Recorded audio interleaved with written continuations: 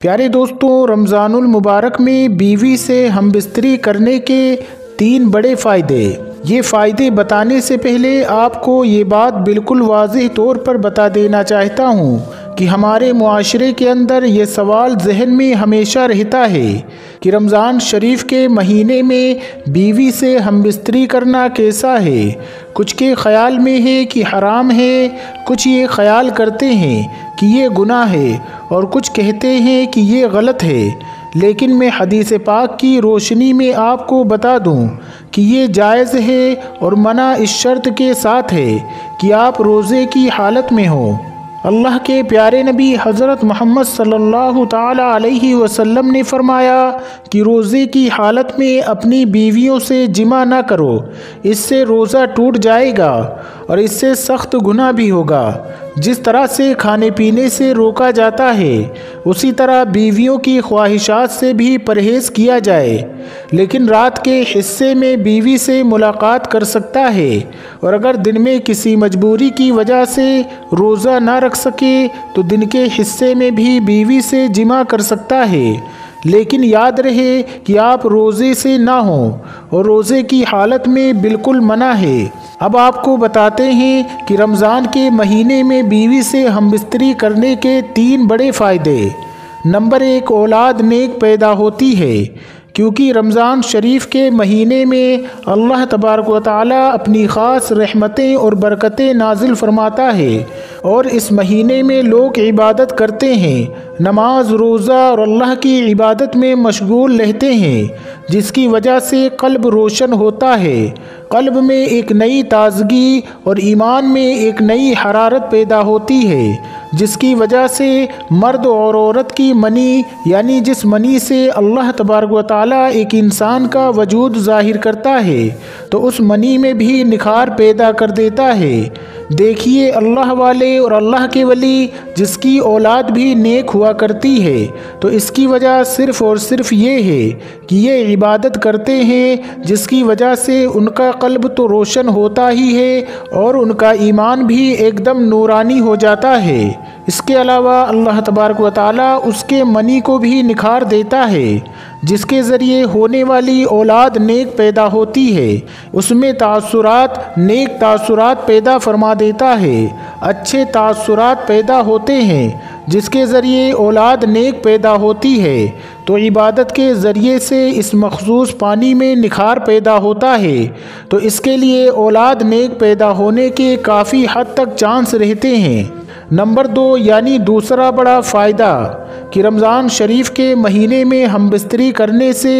یعنی کہ جمع کرنے سے، شیطان کے تاثرات سے میاں بیوی محفوظ رہتے ہیں۔ اب اس کا خلاصہ یہ ہے کہ رمضان المبارک کے علاوہ اور دنوں میں شیطان بیوی کے کمرے میں داخل ہو جاتا ہے، جہاں میاں بیوی اپنی خواہشات کو پورا کر رہے ہوتے ہیں، وہاں وہ داخل ہو جاتا ہے اور اپنے تاثرات بیوی کے شکم میں، یعنی پیٹ میں داخل کر دیتا ہے، اور اپنی شرارت کرتا ہے، جس کی وجہ سے شیطانی شرارتوں والی اولاد پیدا ہوتی ہے۔ اب آپ سوچ رہے ہوں گے کہ ایسا کیسے ہو سکتا ہے، تو میں آپ کو بتا دوں کہ اللہ کے محبوب اور ہمارے پیارے نبی حضرت محمد مصطفیٰ صلی اللہ تعالی علیہ وسلم نے ارشاد فرمایا کہ شیطان تمہارا کھلا دشمن ہے۔ جب بچہ پیدا ہوتا ہے تب شیطان آ جاتا ہے بچے کو پریشان کرنے کے لیے، اور اس کے ساتھ شرارتیں کرتا ہے۔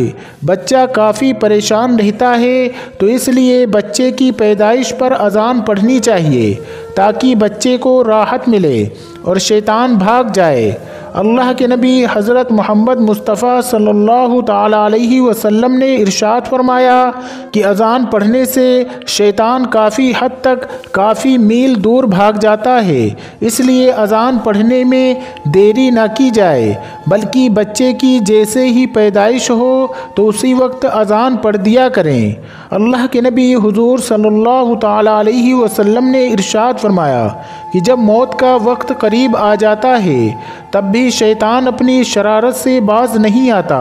وہاں آ جاتا ہے تب بھی اس کو پریشان کرتا ہے،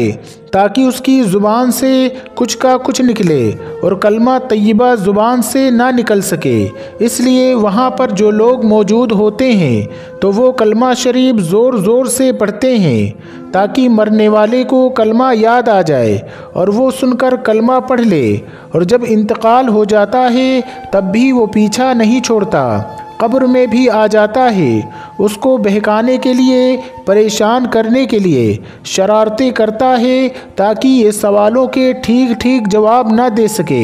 اسی طرح جب میاں بیوی ملاقات کرتے ہیں یعنی خصوصی ملاقات، تو اس دوران بھی شیطان اپنی شرارت سے باز نہیں آتا اور وہ آ جاتا ہے اور پریشان کرتا ہے اور اپنے تاثرات داخل کرنے کی پوری کوشش کرتا ہے۔ اس سے بچنے کے لیے بھی اللہ کے رسول صلی اللہ تعالیٰ علیہ وسلم نے دعا بتائی ہے کہ میاں بیوی جب صحبت کرنے کے لیے جائیں تو یہ دعا ضرور پڑھیں، اور وہ دعا کچھ اس طرح ہے: بسم اللہ اللہم جنبنی الشیطان و جنب الشیطان ما رزقتنا، اور اس کا ترجمہ کچھ اس طرح سے ہے: شروع کرتا ہوں اللہ کے نام سے، اے اللہ دور رکھ ہم کو شیطان سے، اور دور رکھ شیطان کو اس چیز سے جو آپ ہم کو عطا فرمائے یعنی اولاد۔ اور اس بات کا خلاصہ کلام یہ ہے کہ شیطان رمضان المبارک کے علاوہ اور دنوں میں میاں بیوی کے درمیان حائل ہو جاتا ہے اور ان کے درمیان اثرات چھوڑنے کی کوشش کرتا ہے۔ اس سے بچنے کے لیے ہر انسان کو یہ دعا ضرور پڑھنی چاہیے، اور رمضان کے مہینے میں ہم بستری کرنے سے نیک اولاد پیدا ہونے کی امید بڑھ جاتی ہے، کیونکہ اللہ کے پیارے نبی حضور صلی اللہ تعالیٰ علیہ وسلم نے فرمایا ہے کہ رمضان کے مہینے میں شیطانوں کو زنجیر میں اللہ تبارک و تعالیٰ جکڑ دیتا ہے۔ اور نمبر 3 یہ ہے کہ رمضان کے مہینے میں جمع کرنے سے 70 گنا زیادہ ثواب عطا کیا جاتا ہے، کیونکہ اللہ کے نبی حضرت محمد مصطفیٰ صلی اللہ تعالیٰ علیہ وسلم نے ارشاد فرمایا کہ رمضان کے مہینے میں جب کوئی نیکی کی جائے تو اس کا بدلہ 70 گنا بڑا کر دیا جاتا ہے، اور جمع کرنا ثواب ہے، یعنی کہ اللہ کے نبی حضور صلی اللہ تعالیٰ علیہ وسلم نے ارشاد فرمایا کہ ثواب دیا جاتا ہے۔ یہ بہت حیرت کی بات ہے، لیکن ایک بار صحابہ اکرام نے عرض کیا کہ یا رسول اللہ، میاں بیوی ملاقات کرتے ہیں تو کیا اس میں بھی ثواب ملتا ہے؟ تو آپ صلی اللہ تعالیٰ علیہ وسلم نے فرمایا جی ہاں، اگر وہ زنا کرتے تو کیا ان کو عذاب نہیں دیا جاتا؟ اور ویسے بھی وہ بیوی کا حق ادا کر رہے ہیں، اس لیے اپنی بیوی سے جمع کرنے سے اللہ تبارک و تعالیٰ ثواب دیتا ہے، اور جب رمضان کے مہینے میں جمع کیا جائے تو 70 گنا زیادہ ثواب عطا کیا جاتا ہے۔ یہ 3 بڑے فائدے ہیں رمضان کے مہینے میں بیوی سے جمع کرنے کا، لیکن خیال رہے کہ روزے کی حالت میں نہ ہو، ورنہ سخت سے سخت گناہ ہوگا، اور جس سے روزہ بھی ٹوٹ جائے گا اور کفارہ بھی واجب ہوگا، اور یہ قطعاً منع ہے، اور یہ قطعی طور پر غلط ہے، اس لیے اس کا آپ خاص طور پر خیال رکھیں، اور جو 3 باتیں آپ کو بتائی گئی ہیں ان کا خاص طور پر خیال رکھا کریں، کیونکہ کون ایسا ہوگا جس کو نیک اولاد کی خواہش نہ ہوگی۔ دوستو، آج کی ویڈیو میں بس اتنا ہی۔ اگر آپ کو یہ ویڈیو ذرا بھی اچھی لگی ہو تو اس ویڈیو کو ایک لائک کر کے ہمارے چینل کو سبسکرائب ضرور کر لیجئے گا۔